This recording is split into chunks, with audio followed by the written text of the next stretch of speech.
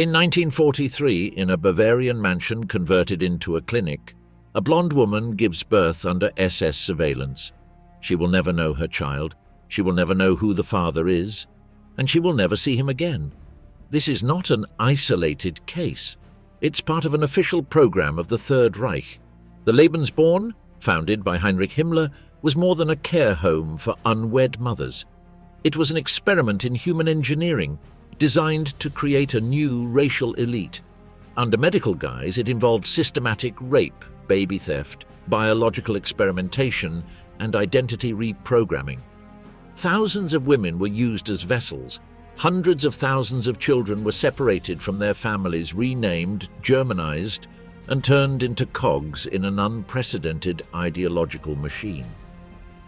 How far did the Lebensborn project really go? Today we'll look at the diabolical events that took place within the sinister Lebensborn program. The Pure Blood Factory: How the Third Reich Tried to Redesign Humanity. In the early years of the Nazi regime, as Germany regained its military and economic power, an unprecedented biological project was quietly brewing. The Lebensborn program, whose name means source of life, was officially born on December 12, 1935, under the personal direction of Heinrich Himmler, Reichsführer of the SS. This initiative represented the institutional materialization of a racial obsession that placed biology above law and blood, above any human considerations. Lebensborn arose in response to a specific demographic concern: the decline in the German birth rate following the First World War. The Reichsführer, with his previous experience as a poultry breeder, transferred the principles of genetic selection to the human field. Selective breeding, elimination of undesirable characteristics, and multiplication of traits considered superior. Although publicly presented as a welfare organization for single mothers, the Lebensborn's true purpose was to create a system of controlled reproduction to perpetuate what Nazi ideologues defined as Aryan blood. The program's theoretical basis was based on 19th century European racial theories, which classified humanity into hierarchical categories. On this imaginary scale, the so-called Nordic race, characterized by light skin, blue eyes, and blonde hair, occupied the highest position. The Nazi regime elevated this taxonomy to a guiding principle of state policy. In German schools, these ideas were taught as unquestionable scientific facts. The common citizen had to prove his Aryan purity by means of genealogical certificates called Ahnenpass, which documented his lineage back to 1800. To enter the SS, the elite corps on which the Lebensborn depended, had even stricter racial requirements, including detailed physical examinations and phenotypic assessments. The transformation of motherhood into a patriotic duty was another fundamental pillar of the program. In 1938, the regime established the German Mother's Cross of Honor, which recognized women based on the number of children they had: bronze for 4 or 5, silver for 6 or 7, and gold for 8 or more. These mothers received material privileges and recognition as biological heroes of the Reich.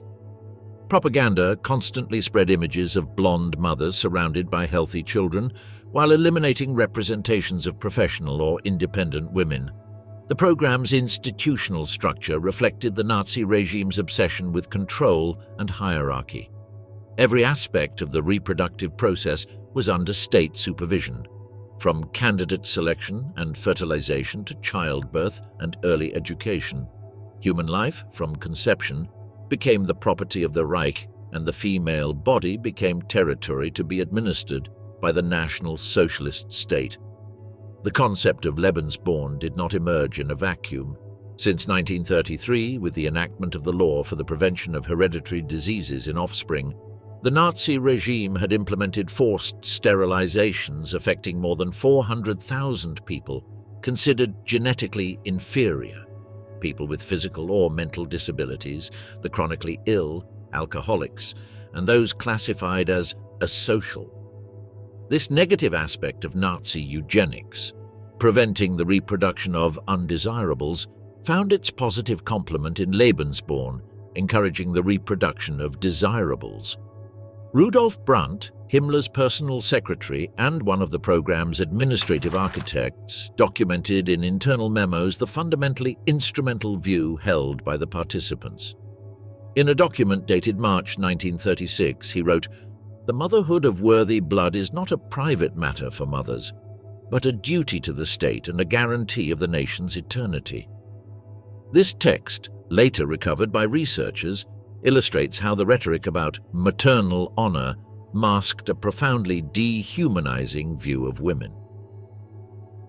The Lebensborn operated as a specialized branch within the complex Nazi racial apparatus, while the Ahnenerbe, Society for Research and Teaching on German Ancestral Heritage, provided pseudo-scientific justification, and the Russia, Central Office for Race and Resettlement, implemented racial classification policies.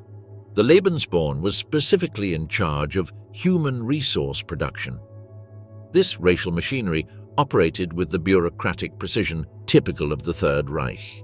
Every form, every medical evaluation, every decision regarding maternity was documented with meticulous administrative coldness. The program had diversified funding, demonstrating its strategic importance. Although it was formally presented as an associative entity, EV Eingetragener Verein, registered association, received direct funding from the SS, financial contributions from all SS officers, who were required to pay dues monthly payments based on their rank, corporate donations from corporations seeking political favor, and covert state subsidies. This financial structure guaranteed operational autonomy and discretion over their actual activities. The implementation of Lebensborn marked a milestone in the history of modern biopolitics. For the first time, a developed state systematically attempted to control not only who could reproduce, but also how, when, and for what specific purpose. This fusion of demographic policy, racial ideology, and reproductive control would set disturbing precedents that would transcend the military defeat of Nazism. The wombs of the Reich. Inside the secret Lebensborn clinics, Lebensborn houses, strategically scattered throughout Germany and later occupied Europe, represented the architectural embodiment of Nazi racial ideology. From the outside, they could have resembled private clinics or converted mansions, usually located in idyllic rural settings, far from prying eyes. The first such facility opened in 1936 in Steinhöring, Bavaria. By 1944, at least 30 homes were operating across Germany and the occupied territories, mostly in converted mansions, castles, or sanatoriums. Admission to a Lebensborn home was restricted to women who passed a rigorous selection process. The first filter was genealogical. The candidate had to prove her pure Aryan ancestry back to at least 1800 by presenting a completed Ahnenpass. Officials from the SS Race and Settlement Office examined these family trees, discarding any applicants with Jewish, Slavic, or non-European ancestors. Once this requirement was met, exhaustive medical and physical examinations followed. The woman had to be free of hereditary diseases or racial defects. Facial symmetry, cranial shape, and general body structure were evaluated, with preference given to blondes with blue eyes. Finally, the candidate's political and moral profile was analyzed, assessing her membership in National Socialist organizations and her reputation. The participating men, primarily SS officers, also underwent similar screening. Himmler established that every member of the organization had to demonstrate racial purity through genealogical documents, physical tests, and behavioral evaluations. The masculine ideal included tall stature, athletic build, Nordic features, and absolute ideological loyalty. In many cases, pregnancy occurred through prearranged encounters between selected women and SS officers. These acts were based on reproductive planning, carried out according to ovulatory calendars, with medical interventions to ensure optimal conditions for fertilization. The participants often remained anonymous, treating the sexual act as a patriotic service. Once pregnant, women were admitted to the Lebensborn homes for constant medical follow-up. Medical teams monitored every aspect of the pregnancy: weight, blood pressure, fetal development, and psychological status.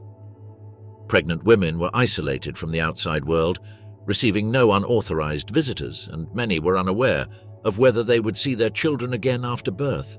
Births were meticulously documented, timing each stage.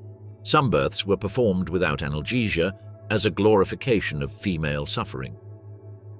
After birth, the baby immediately underwent racial assessment.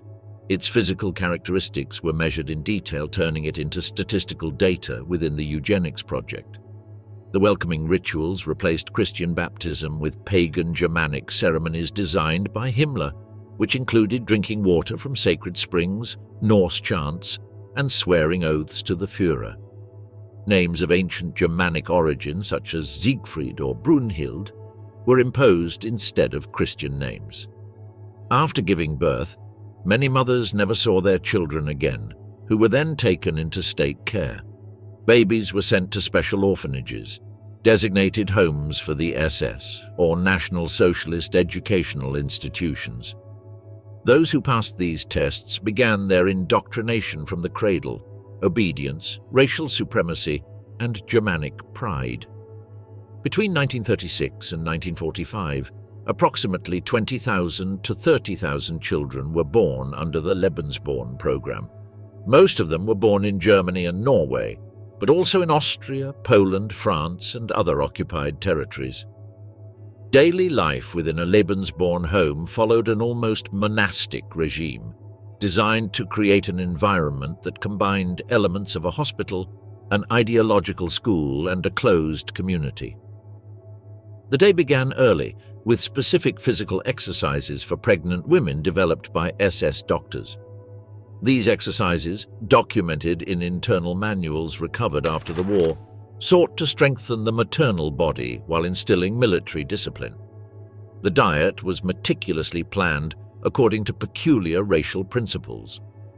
Foods considered authentically Germanic, whole grain rye bread, milk, honey, pork, root vegetables, were favored, while foreign or degenerate products such as coffee, exotic spices, or processed foods were avoided. Wartime rationing, which severely affected the common German population, did not apply to these facilities, which received priority supplies directly from the SS. Lebensborn houses reflected the fusion of medical functionality and ideological symbolism. Irmgard Heinemann, a nurse who worked at the Badhaus Polzin, present-day Poland, who testified years later, described how the rooms combined modern hospital equipment with runic symbols, portraits of the Führer, and Nordic-inspired furniture. Every detail, from the lighting to the arrangement of the beds, was designed to reinforce the idea of participation in a momentous historical project. The constant presence of doctors, nurses, and administrative staff created an environment of constant surveillance. Participants were continually evaluated, not only physically but also ideologically and psychologically. Detailed records were kept of their behavior, attitudes, and comments. Those who showed doubt, criticism, or insufficient enthusiasm could be expelled from the program or, in more serious cases, face disciplinary consequences. The psychological aspect of the Lebensborn project has been less documented than its biological dimensions, but later testimonies reveal systematic techniques of emotional manipulation. Women were simultaneously elevated as mothers of the nation while being denied basic autonomy. This contradiction, being indispensable yet expendable, honorable yet controlled, generated psychological dependence on the institution, hindering individual resistance. Erna Becker-Cohn, one of the few participants to leave written testimony, recovered only in 1987, described the environment as a gilded prison where we were treated like precious but hollow vessels. This description captures the fundamental duality of the program. It offered protection, food, and medical care in times of war, but at the cost of turning participants into passive components of a large-scale social experiment. Ideological indoctrination was a central part of daily routine. During pregnancy, women received classes in racial theory, Germanic studies, Norse mythology, and history, reinterpreted according to the National Socialist perspective. These training seminars, conducted by female SS members or designated teachers, sought to ensure that mothers, even if they did not raise their children, would instill in them the proper worldview during pregnancy. A distinctive aspect of the Lebensborn program was its pioneering genetic testing. Although rudimentary by today's standards, it represented advanced technology in the 1930s and 1940s. Blood types, hereditary characteristics, and genetic predispositions were analyzed using techniques specifically developed by researchers associated with the program. This data was stored in biological archives that would be used for future selective breeding, demonstrating the long-term vision of this eugenics project. Bureaucratic precision reached extraordinary levels in relation to newborns. Each baby received a Lebenslauf, vital file, that included not only their physical characteristics, but also their racial potential, assessed according to pseudoscientific scales developed by Russia. This documentation determined their immediate fate. Those deemed valuable or very valuable entered the elitist adoption program. Those deemed acceptable remained in institutional nurseries. Those deemed dubious were progressively marginalized. The theft of innocence, rape, kidnapping, and the Aryan baby market. Beneath the facade of social assistance that the Nazi propaganda apparatus built around Lebensborn, a system of structural violence operated where the female body functioned as a resource at the service of a racial machinery. Women who voluntarily entered the program often did so under a combination of deception, social pressure, and economic necessity. Others, especially in occupied territories, were forced to participate without consent, becoming victims of systematic rape by German officers. The program also involved the mass abduction of children with physical characteristics deemed racially valuable. One of the most disturbing aspects of Lebensborn was its ability to normalize rape as a political tool. In Germany, sexual relations within the program were presented as voluntary, but this categorization ignores the coercive context. Women were isolated from their surroundings, subordinated to the absolute authority of the SS, and exposed to constant ideological pressures. In occupied territories such as Norway and France, the line between consensual and forced relationships became even more blurred. Thousands of women were pressured by German soldiers to have sex in exchange for protection, food, or privileges under military occupation. In Poland, where resistance to the German occupation was intense, the program resulted in the brutal appropriation of the female body. Young women were captured, racially evaluated, and held against their will to be impregnated. These rapes were not acts of individual brutality, but rather a state policy aimed at producing Aryan offspring in territories the Reich planned to biologically colonize. Internal SS documentation described pregnancy as a biological function of national interest, transforming women into instruments whose will was irrelevant. Refusal to participate could result in severe reprisals, loss of food rations, physical violence, deportation, or internment in concentration camps. Beginning in 1941, under direct orders from Himmler, the SS began an operation to identify, kidnap, and Germanize children who met Nazi racial criteria. Lebensborn officials deployed specialized teams to schools, orphanages, and rural communities to select children with Nordic characteristics. These children were removed from their families without explanation or legal process. Many were torn from their parents' arms at train stations or during night raids. Those who passed the racial tests were sent to Germany, where they received a new identity, a Germanic name, assumed German nationality, and placement in Lebensborn homes or foster families. There they learned German, were forbidden to speak their native language, and underwent intensive National Socialist indoctrination. Children who failed racial screening or actively resisted Germanization faced tragic fates. Many were interned in children's concentration camps, such as the one in Łódź, Litzmannstadt, where they suffered medical experiments, forced labor, or elimination by lethal injections or starvation. It is estimated that at least 200,000 children were abducted in Poland alone, although the number could be higher. Children were also captured in Czechoslovakia, Slovenia, Ukraine, and other occupied territories. Child theft constituted identity murder. Germanized children lost their language, family history, culture, and origins. Many grew up unaware of their true nationality. Germanization included a systematic process of ideological reprogramming that began with name changes and continued with the total erasure of memories through physical and psychological punishment. Wera Granek, a Polish girl kidnapped at the age of 5 and raised in Germany under another name, only realized after the war that her real parents had died in Treblinka. "My childhood was a lie," she declared years later. "They tore out my tongue, my memory, my mother." The Recovery of Valuable Blood program, a euphemistic term used in official documents for child abduction, operated through a complex network of interconnected institutions. The process began with the Rassenprüfer, racial examiners, officials with anthropological training who toured occupied territories, especially rural areas of Poland and Ukraine, where, according to Nazi racial theories, descendants of ancient Germanic settlements with uncontaminated Nordic blood could be found. These examiners applied a meticulous classification developed by Professor Eugen Fischer of the Kaiser Wilhelm Institute for Anthropology. The scale included 62 measurable physical characteristics, from facial angle to the shape of the earlobes, scored using a complex numerical system. The children being evaluated received grades from 1 to 11, with 1 to 4 meaning racially worthy, 5 to 6 acceptable, and 7 to 11 racially undesirable.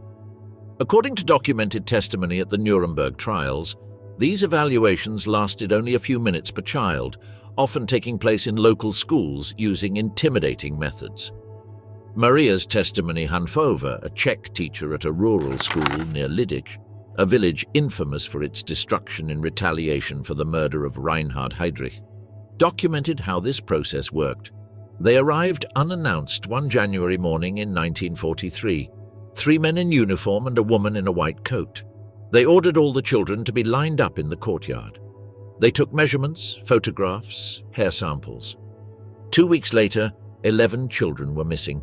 The families received official letters stating that they had been selected for special education. Colonization centers, Eindeutschungslager, such as those in Łódź or Kalisz, where any trace of their original identity was systematically eliminated. Testimony from survivors such as Roman Witaszek, recovered by the Polish Historical Commission in 1947, describes these facilities. "We were forced to stay awake in front of posters with German phrases until we memorized them. Anyone who spoke Polish was beaten. After 3 months, we didn't recognize our own brothers. We had been turned into strangers." Particularly shocking was the fate of identical twins who were especially valued in Nazi eugenics programs. Under the direction of Dr. Joseph Mengele at Auschwitz, but with documented links to the Lebensborn program, numerous pairs of twins with valuable racial characteristics were deliberately separated. One sent for medical experimentation, the other to German families as part of nature versus nurture studies. This separation, documented by researchers such as Dr. Yehuda Bauer, exemplifies the extreme instrumentalization of childhood under the Nazi regime.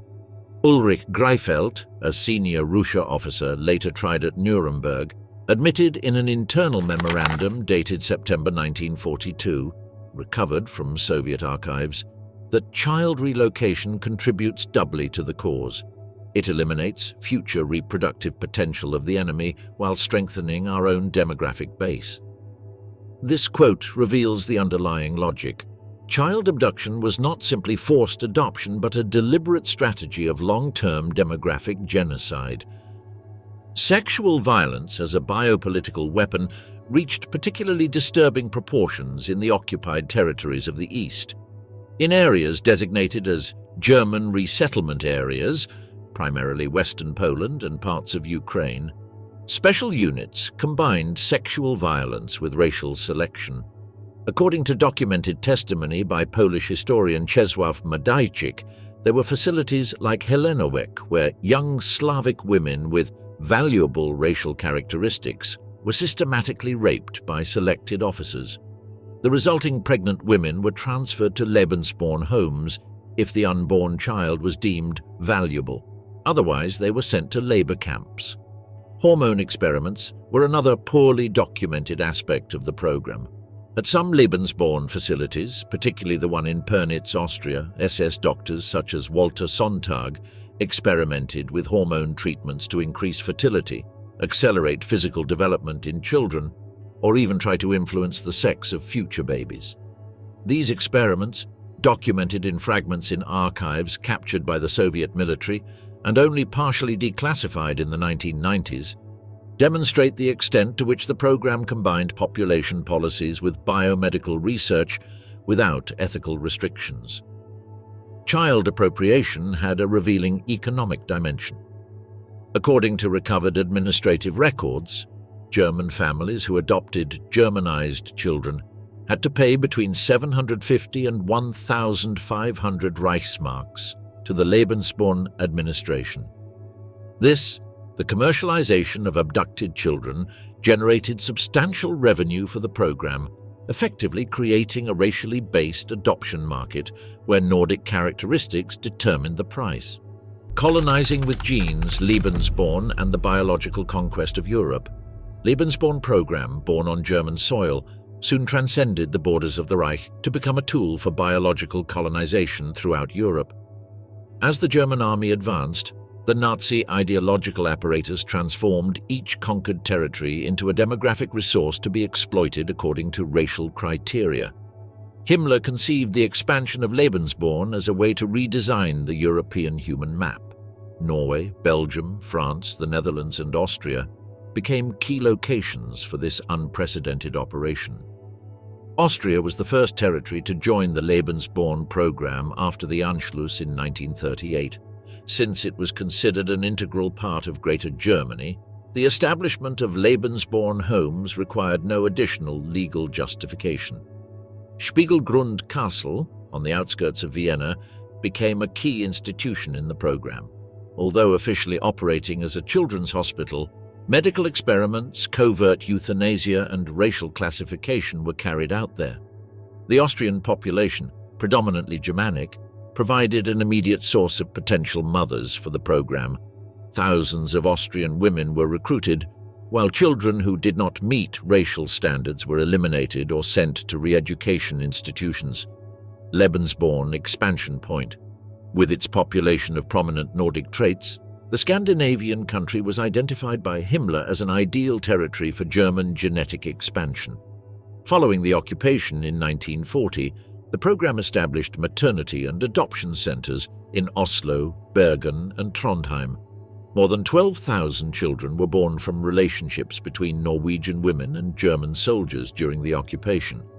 The Norwegian children were evaluated by SS doctors, and if they met racial criteria, many were sent to Germany for complete Germanization. In France, Lebensborn took seemingly more subtle forms. Paris and other major cities were the scene of organized seduction operations. German officers were instructed to establish relationships with local women who displayed desirable racial characteristics. Secret clinics were set up in regions with a significant historical German presence, such as Alsace and Lorraine. From there, children were transported to Germany for racial assessment and subsequent placement with selected families. This process included document falsification, Germanization of surnames, and the creation of complete fictitious biographies. In Belgium and the Netherlands, Lebensborn operated with less institutional visibility, but with intense ideological activity. In the Netherlands, where collaborationism was most prevalent, approximately 5,000 relationships between Dutch women and German soldiers were recorded. In Belgian territory, where the occupation was most violent, child abductions were more frequent. Lebensborn teams operated in hospitals, churches, and orphanages, identifying blonde or light-eyed children who could pass for German. In all these countries, the Germanization process followed a systematic protocol. Racial identification through medical evaluation, family separation, change of identity with new first names, surnames, and German nationality, re-education in National Socialist schools with punishments for using the native language, and finally, adoption by German families with no possibility of contact with their past. The German defeat in 1945 led to the collapse of the Lebensborn system, but the victims, especially Germanized children in occupied countries, were trapped in a legal and emotional limbo. Many adoptive families refused to return the children. The program's files were partially destroyed by the SS to avoid legal liability. Most of these children grew up without knowing their true identity. Lebensborn children faced constant social rejection. They were perceived as children of the enemy and a product of national humiliation. Some ended up in psychiatric institutions, others in punitive orphanages. It was only in the 1990s that systematic research into these events began, driven by historians, human rights organizations, and victims' associations. Some countries, such as Norway, offered public apologies. In others, such as France, the subject remains partially taboo in official historical memory. The implementation of Lebensborn in Norway presents particular characteristics that illustrate the strategic adaptation of the program to local conditions. After the invasion in April 1940, Reichskommissar Josef Terboven and the collaborationist Vidkun Quisling established a regulatory framework that facilitated relations between German soldiers and Norwegian women.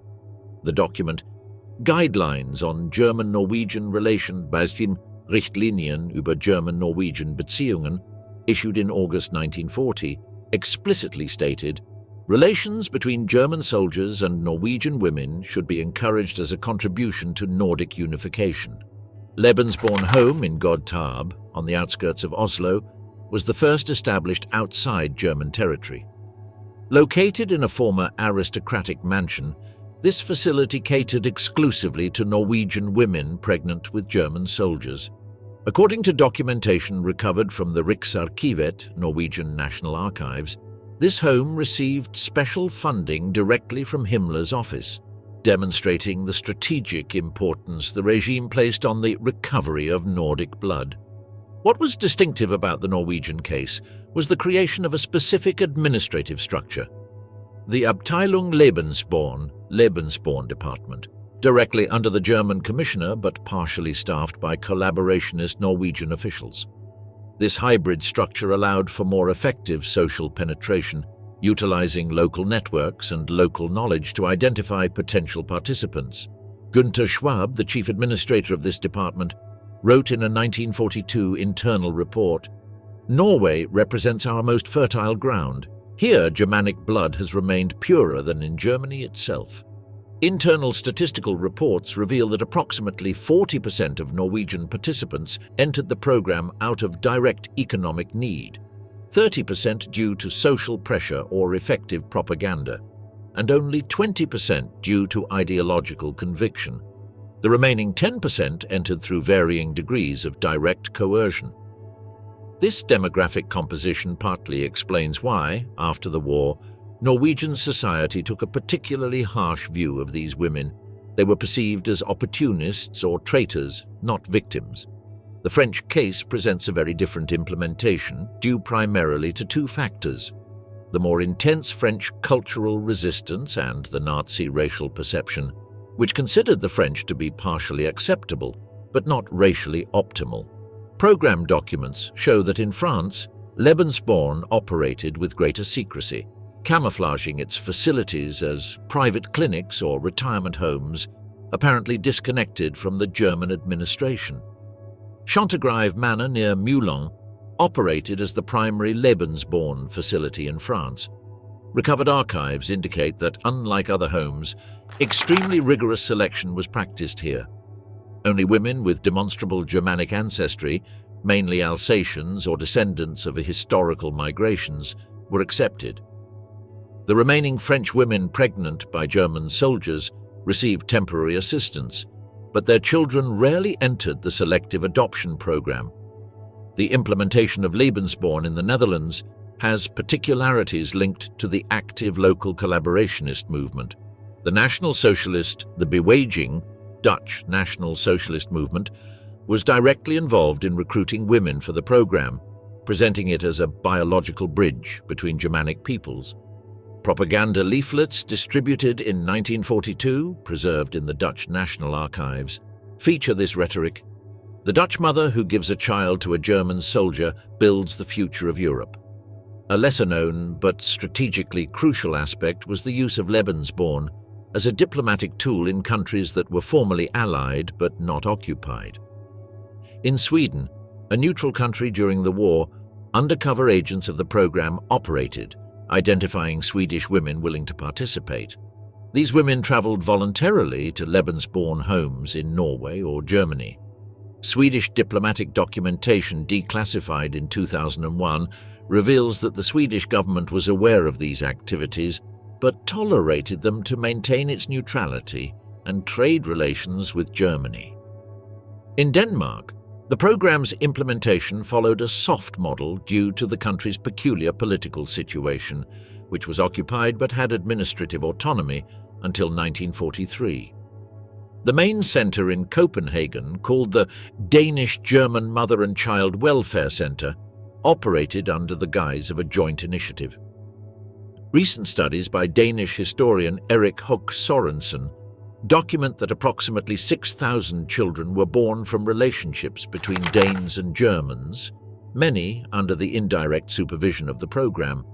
The expansion of Lebensborn into Eastern Europe followed more aggressive patterns directly linked to ethnic cleansing policies. In territories such as Slovenia, partially incorporated into the Reich as the province of Ljubljana, Lebensborn functioned as a direct complement to mass deportations. Administrative documents recovered from the German Federal Archives show the correlation. Areas where Slavic populations were deported or exterminated immediately received racial settlers, who included Lebensborn facilities to biologically Germanize the territory. Local resistance to the program took various forms depending on the national context. In Norway, the Lutheran Church played a central role, publicly opposing it through pastoral letters denouncing the program as an attack on the Christian family. In France, clandestine adoption networks linked to the resistance attempted to intercept children destined for German Lebensborn homes. In Poland, the destruction of civil records by the resistance made racial identification difficult, while clandestine instructions circulated for families to artificially darken blonde children using natural dyes to prevent their abduction. Each national manifestation of the Lebensborn program adapted its methods to local conditions but kept the ideological core intact. Biological colonization as a natural extension of military conquest.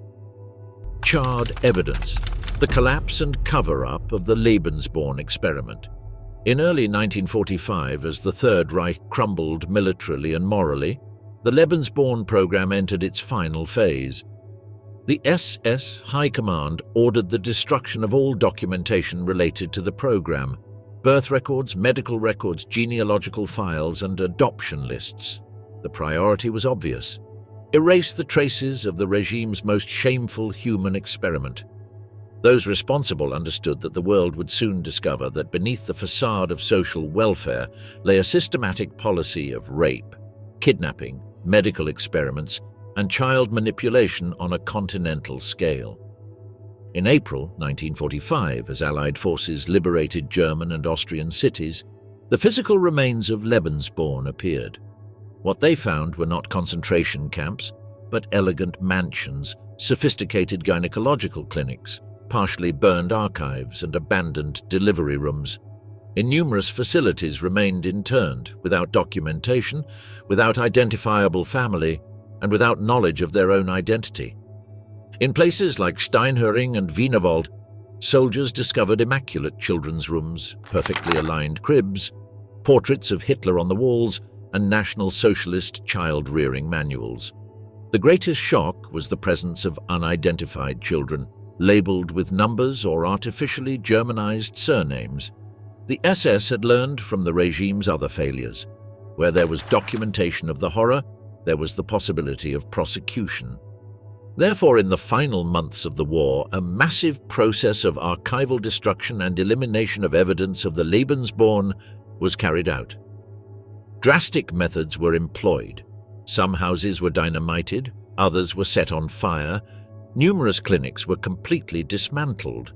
This deliberate action, planned from Berlin, resulted in the permanent disappearance of approximately 70% of the program's official archives. The situation was complicated by the division of territories among Allied powers, who did not share all the recovered information. The Soviet Union confiscated Lebensborn archives in Austria and Czechoslovakia, which were never fully declassified. France partially concealed its involvement in the program. The Nuremberg trials, held between 1945 and 1946, represented the most ambitious attempt to prosecute war crimes and crimes against humanity committed by a modern state. However, the Lebensborn program received marginal and superficial treatment in these proceedings.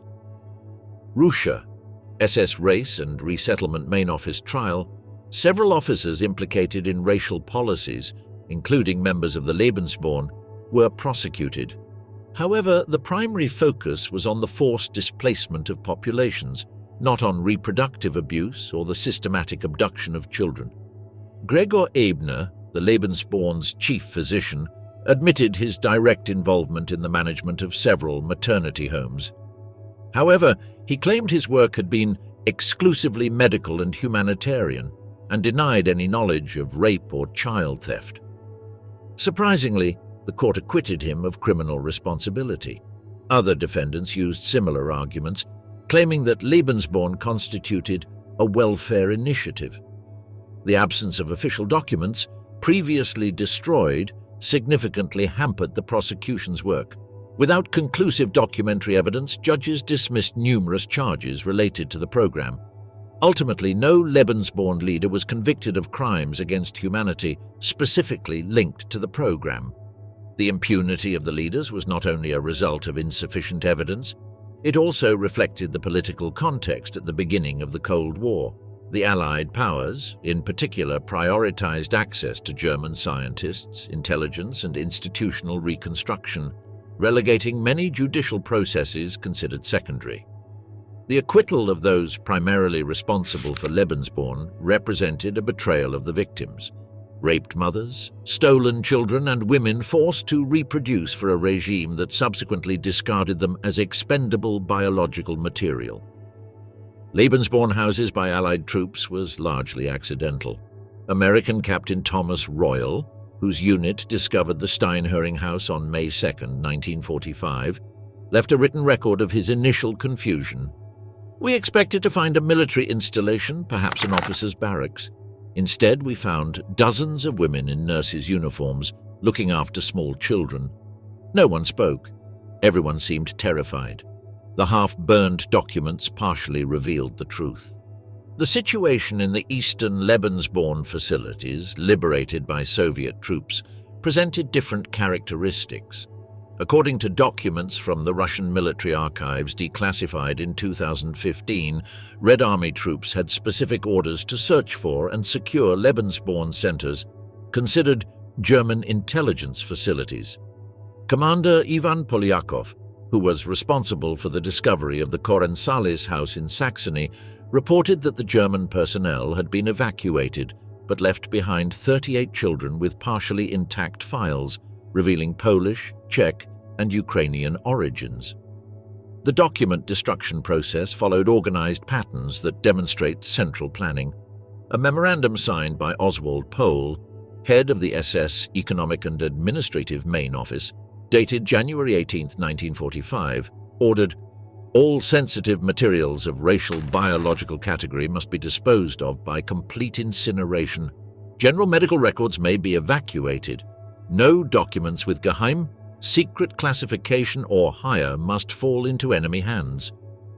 This order, recovered from British military archives, confirms the Nazi administration's sense of guilt. The method of destruction varied significantly.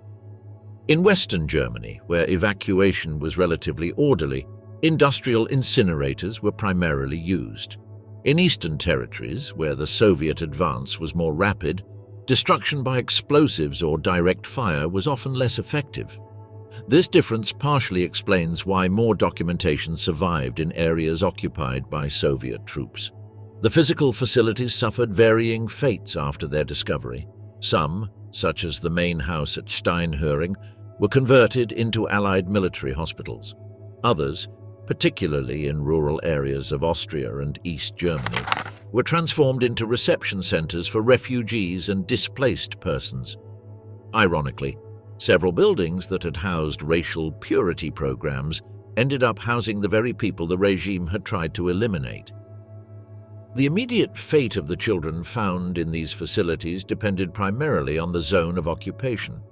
In the western sectors, US, British, and French, military authorities established protocols to attempt to identify and repatriate abducted children.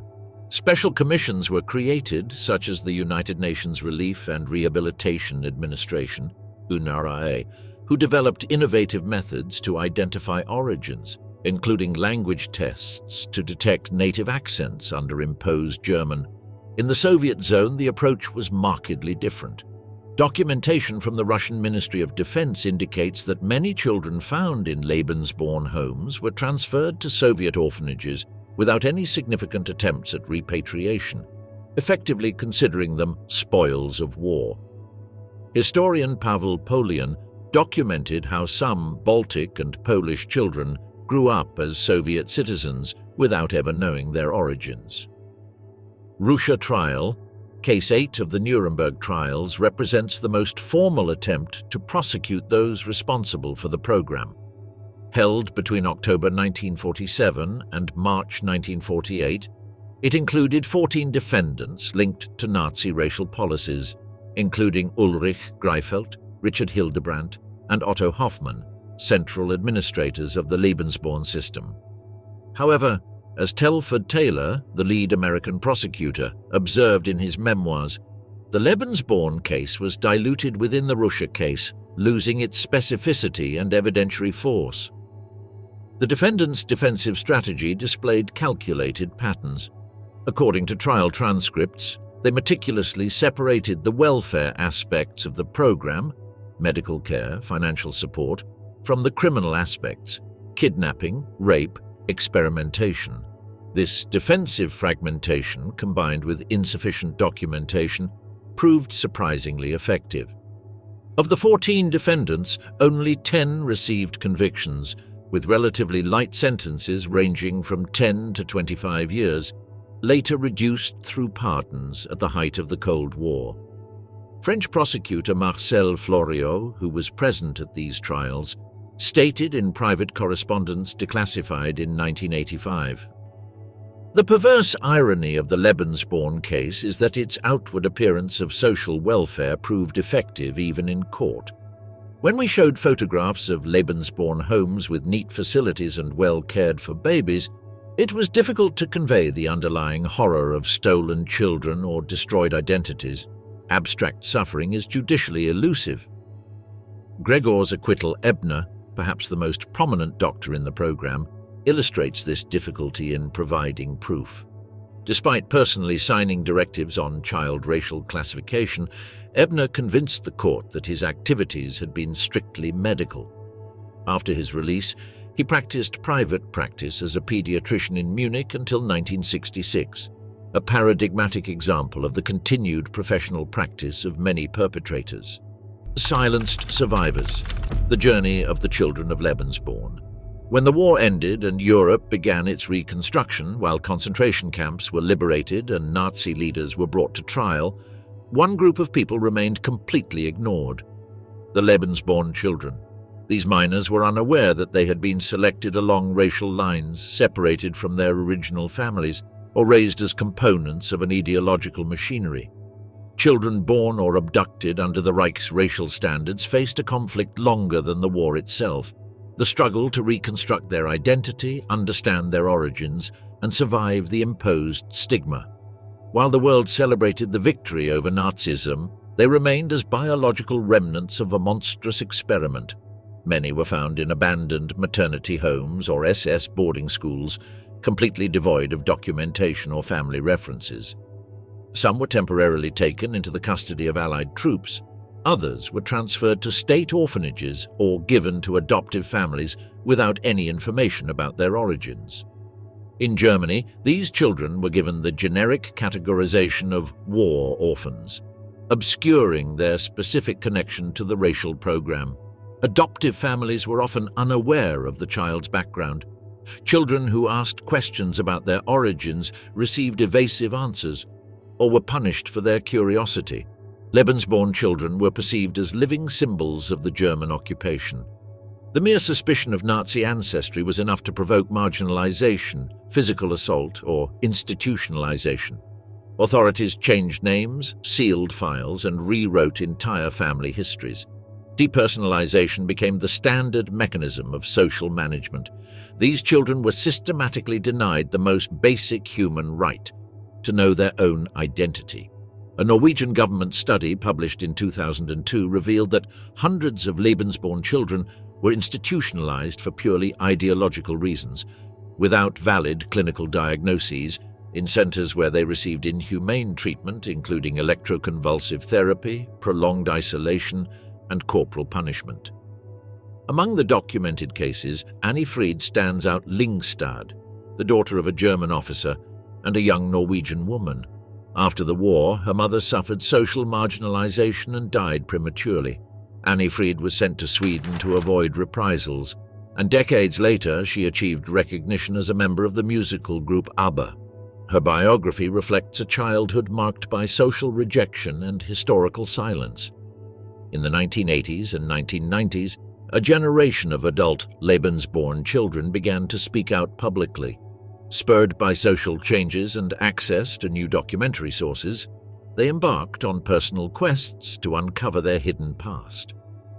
This journey often represented a psychological and bureaucratic ordeal. Without reliable documentation, direct testimony, or institutional support, reconstructing one's original identity became an almost unsolvable emotional puzzle. Some turned to specialized journalists, historians, or private investigators.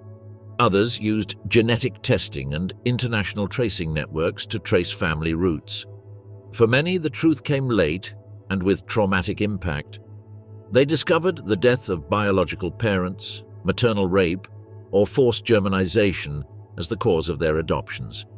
The emotional impact generated profound identity crises, severe depression, and family ruptures with adoptive parents who had hidden the truth for decades.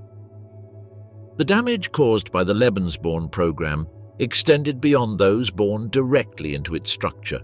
Its after-effects extended transgenerationally to descendants, partners, and social environments. Many children in the program developed unrecognized traumas, difficulty forming stable emotional bonds, pathological fear of abandonment, anxiety about belonging, and existential shame without apparent cause. Research in intergenerational psychology demonstrates that unresolved childhood trauma can be passed on, both emotionally and epigenetically, to subsequent generations. Grandchildren of people born Lebensborn have reported feelings of carrying other people's stories and living under unchosen shadows. Beginning in 2000, Lebensborn survivors launched transnational organizations to demand official recognition, psychological support, archival access, and historical justice. In Norway, this mobilization yielded partial results. In 2002, the government issued a formal apology and established limited financial compensation for some victims. In Germany, the process moved more slowly. Only in 2006 was an official program established to facilitate access to Lebensborn documentation, although numerous archives remain inaccessible. The battle for full recognition continues in courts and public spaces. The survivors demand more than financial compensation. They demand memorial recognition. They seek to have the history of Lebensborn incorporated into educational curricula, Holocaust museums, and the media. Their goal is for their experiences, silenced for decades, to occupy a proper place in the historical narrative of the crimes of the Third Reich. The Norwegian case illustrates with particular starkness the systematic stigmatization of these children, Volker Reitan, born in 1942 in the Lebensborn home in Gotthard to a German officer, documented in his autobiography The Enemy's Child, 1998, how the Norwegian education system actively participated in this discrimination. Teachers allowed, even encouraged us to be segregated during recess. They called us little Nazis or German bastards. In history classes, when the occupation was discussed, we felt all eyes on us, as if we were personally guilty. Research by Norwegian historian Lars Borgersrud revealed that approximately 30% of Norwegian Lebensborn children were admitted to psychiatric institutions between 1945 and 1960, without medical justification. The Gaustad Psychiatric Hospital near Oslo housed a special unit euphemistically named Department for War Disordered Children, where punitive treatments, including cold hydrotherapy, prolonged isolation, and occasionally lobotomy were used for cases of persistent defiance. Identity dissociation characterized many survivors. Harriet von Nickel, born in the Lebensborn home in Hohenhorst, Germany, and later transferred to Norway, recounted in interviews for the documentary Hitler's Perfect Children, 2000, how she developed two parallel personalities. Outwardly, I was Harriet, the obedient Norwegian girl who tried to blend in. Inwardly, I was still Greta, the name I vaguely remembered from my early years. I spoke to myself in an invented language that mixed fragmentary German words with Norwegian constructions. The double orphanhood phenomenon particularly affected children kidnapped from Eastern countries. Alodzi Twardecki, a Polish boy Germanized and renamed Alfred Hartmann, documented in his memory Stolen Life, 1997, how after being returned to Poland in 1947 he faced renewed rejection. In Germany, I was the undesirable Pole. In Poland, I became the detested German. I had forgotten my mother tongue and my accent betrayed me. My biological family, when I finally found them, was a group of strangers who were expecting little Alodzi, but received a Germanized teenager. In France, the situation took on peculiar dimensions due to intense institutional collaboration. Daniel Roussel, son of a German soldier and a French mother, founder of the Association of Children of German Soldiers, ANEG, described in court testimony how the French state actively participated in the cover-up. When I applied for my birth documents in 1965, I discovered contradictory versions. Some listed me as a war orphan, others as an of unknown father. Only in 1990, after decades of research, did I find my original certificate clearly stating my father's identity as a Wehrmacht sergeant. The search for identity took on tragically complex dimensions for twins separated by the program. Twin brothers Józef and Zbyszek Kowalski, separated at the age of 3 during racial selection in Poland, lived parallel lives. Józef as a Polish boy in a Warsaw orphanage, Zbyszek, renamed Walter Pol, as an adopted son of a German family. Their reunion, documented by the International Red Cross in 1982, revealed the devastating psychological impact of the separation. According to clinical assessments, both had independently developed similar disorders, recurring nightmares about a lost brother and severe separation anxiety. Legal difficulties in establishing original identities represented an additional obstacle for survivors. Christoph Schwartz, a lawyer specializing in these cases, documented how European legal systems frequently rejected identity rectification requests on the grounds of statutory limitations or insufficient evidence.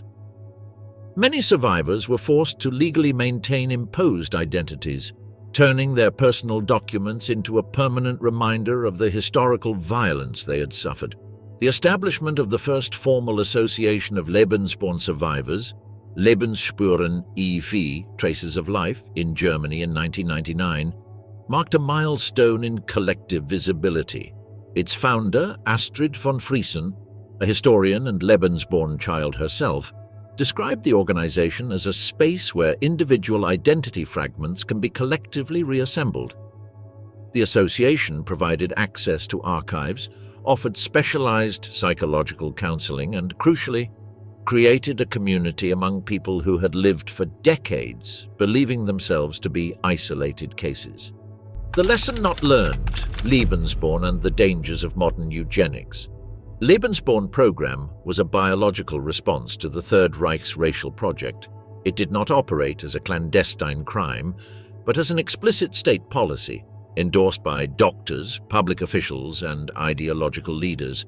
Its fundamental objective was to produce racially pure children, expand the supposed Aryan genetic elite, and eliminate any heritage considered inferior from the territories under German rule.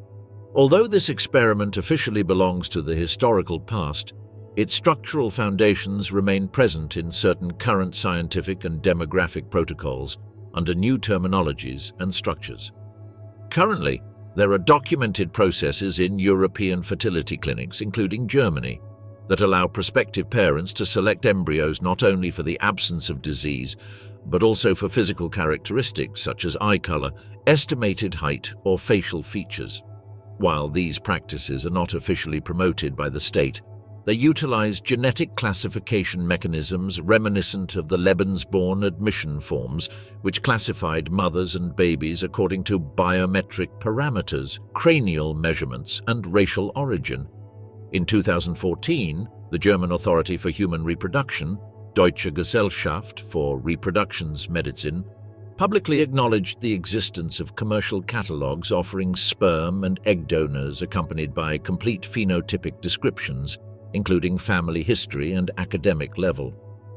This model, although presented as free choice, in practice reproduces a system of positive selection similar to the founding logic of Lebensborn, incentivizing the transmission of traits considered superior. In studies conducted by the Max Planck Institute between 2017 and 2021, an increase in the use of pre-implantation genetic testing for non-therapeutic purposes was observed, especially among high-net-worth couples. These procedures, according to the report, tend to focus on embryonic profiles associated with better cognitive projections, physical endurance, and immunological compatibility, which resembles the racial fitness model operated by the SS Office of Race and Settlement. Furthermore, there are private companies in Germany that offer screening services for genetic behavioral risks in early embryonic stages, based on statistical associations between genetic variants and traits such as aggression, impulsiveness, or attention span. This type of screening is not prohibited and has been criticized by bioethics experts for its closeness to historical eugenic practices. Although there is no official policy promoting population genetic selection, current commercial and technological mechanisms have allowed for the resurgence of genetic filtering criteria for social, aesthetic, or intellectual purposes. In this context, the historical experience of Lebensborn, a program that institutionalized the directed creation of human beings according to their biological potential, has not been sufficiently incorporated into the contemporary regulation of reproductive biotechnology. The current risk lies not in an identical repetition of the Lebensborn, but in the gradual normalization of reproductive decisions influenced by genetic desirability criteria. The technical and methodological legacy of the Lebensborn, selection, measurement, exclusion, and classification, remains present in modern procedures when there are no clear barriers to it.